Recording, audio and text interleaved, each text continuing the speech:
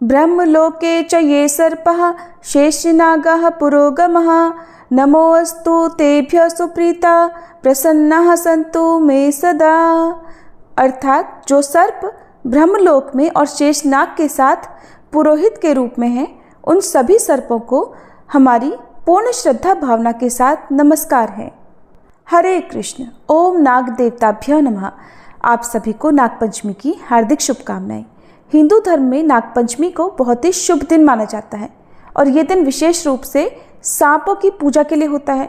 सांपों को उनके विष के कारण शक्तिशाली माना जाता है और उन्हें देवता का दर्जा दिया गया है। हिंदू धार्मिक ग्रंथों के अनुसार नागों को पाताल लोक के देवता माना गया है और वहाँ सभी सांपों का वास होता है। ऐसा विश्वास है कि नागपंचमी के दिन नागों की पूजा करने से काल सर्प दोष दूर होता है और सांपों का भय भी दूर हो जाता है। इस दिन लोग नागराज वासुकी की पूजा करते हैं जो भगवान शिव के गले में लिपटे रहते हैं।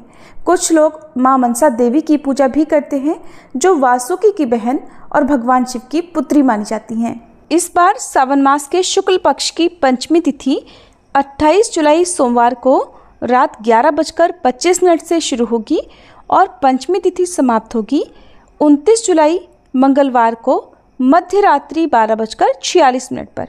इसके बाद में षष्ठी तिथि प्रारंभ हो जाएगी। क्योंकि 29 जुलाई मंगलवार को पूरा दिन ही पंचमी तिथि प्राप्त हो रही है और इसीलिए इस बार 29 जुलाई मंगलवार को ही नागपंचमी का पर्व मनाया जाएगा। और इस बार पंचमी तिथि के दिन शिव और सिद्ध योग बन रहे हैं, जिसमें शिव योग सुबह 3:05 तक रहेगा और बाद में सिद्ध योग प्रारंभ हो जाएगा। और इस बार नागपंचमी की पूजा का शुभ मुहूर्त सुबह 5:41 से लेकर 8:23 तक रहेगा।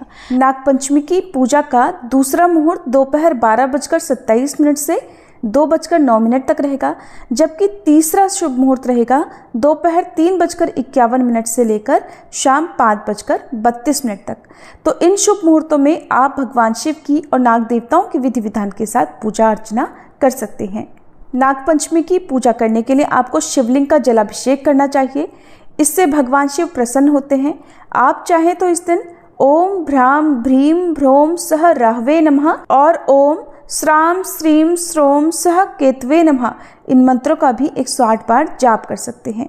ये भी काल सर्प के दोष को कम करता है। साथ ही नागपंचमी के दिन से माथे पर चंदन का तिलक लगाना शुरू करिए और ये उपाय आपको पितृ दोष से भी मुक्ति दिला सकता है। नागपंचमी के दिन अष्ट नागों की पूजा करनी चाहिए, जिसमें अनंत, वासुकी, पद्म, महापद्म, तक्षक, कुलीर, कर्कट और शंख नामक अष्ट नाग हैं। चतुर्थी के दिन एक बार भोजन करें और पंचमी तिथि के दिन पूरा दिन उपवास करके शाम को भोजन करना चाहिए।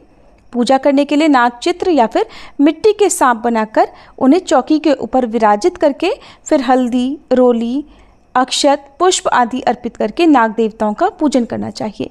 फिर कच्चा दूध, घी, चीनी मिलाकर लकड़ी के चौकी पर विराजमान सर्प देवताओं को अर्पित किया जाता है और सबसे अंत में सर्प देवताओं की आरती उतारनी चाहिए।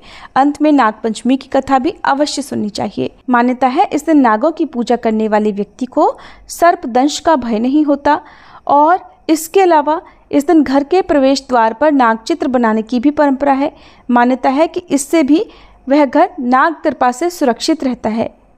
कोई भी व्रत या पूजन बिना दान के अधूरा रहता है, इसलिए नागपंचमी का पुण्य प्राप्त करने के लिए, इस दिन का विशेष फल प्राप्त करने के लिए आपको दूध या दही का दान करना चाहिए। इसके अलावा निर्धन लोगों की सहायता करनी चाहिए और सपेरों को भी कुछ ना कुछ दान देना चाहिए। ये थी आज की वीडियो। उम्मीद है आपको पसंद आई होगी।